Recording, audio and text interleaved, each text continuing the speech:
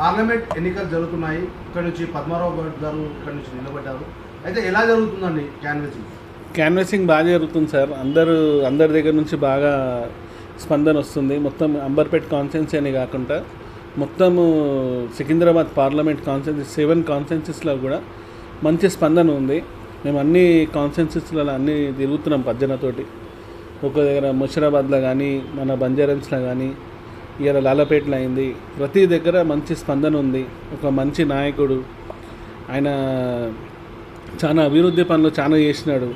ఇక మన దగ్గర అంటే ఇక మన కేంద్ర మంత్రి కిషన్ రెడ్డి సార్ ఉన్నా కానీ ఆయన కంటే మంచి పనులు చేసిన ఆయన ఇప్పుడు లాక్డౌన్లో ఎంతో ఫుడ్ పంపిణీ చేసిండు ప్రతి ఒక్క నిరుపేదలకు కానీ అందరికీ మంచిగా పని చేసి మంచి పేరు తెచ్చుకున్న నాయకుడు మన కిషన్ రెడ్డి సార్. అంటే ఇంత 5 years ఆయన చేసిండు మన దగ్గర.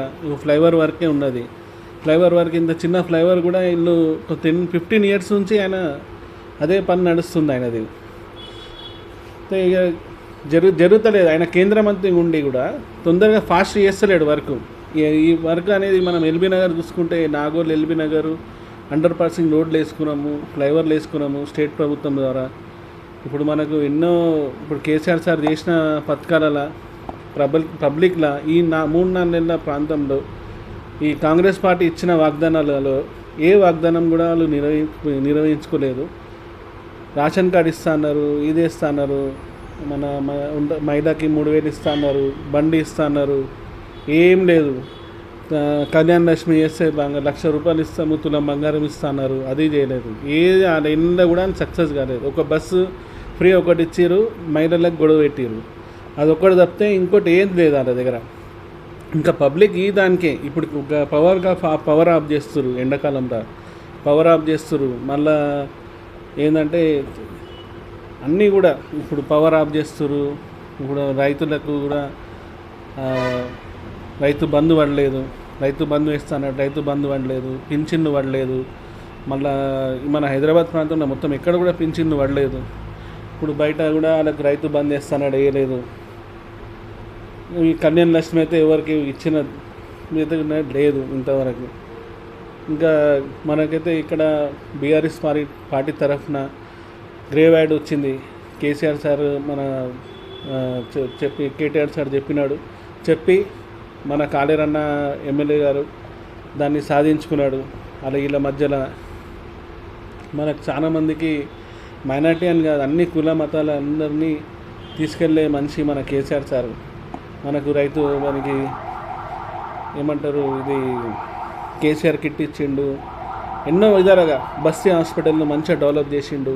ప్రతి ఒక్క హాస్పిటల్, పోలీస్ స్టేషన్స్ కానీ, ఇప్పుడు ఈ పోలీస్ అప్పుడు వచ్చేది వైన్స్ కూడా ఆయననే ఇచ్చిండు. 44% వాళ్ళకు శాలరీస్ పెంచిండు.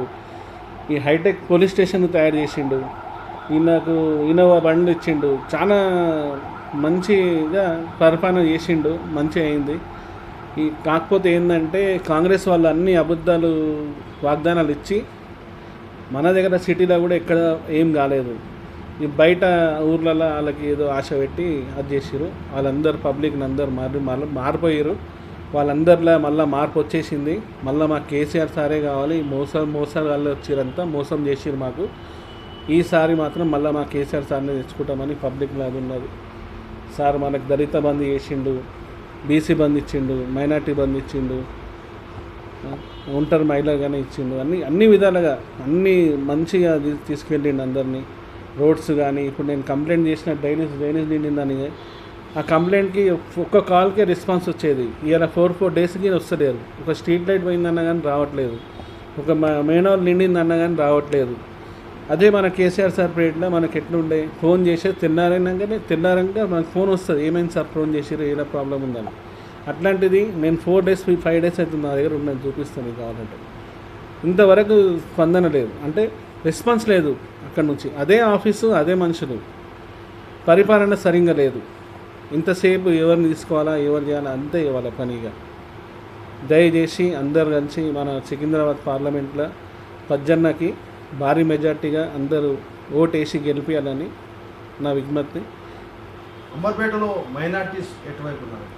మైనార్టీస్ అందరూ బీఆర్ఎస్ఏ సార్. ఎందుకంటే మాకు పెద్ద సమస్య ఉండే గ్రేవ్ యార్డ్ది ఉండే. గ్రేవ్ యార్డ్ మనకు 3 ఎకరాలు గ్రేవ్ యార్డ్ మనకి ఇచ్చిర్రు. కాలేరన్న ఆధ్వర్యంలో జరిగింది.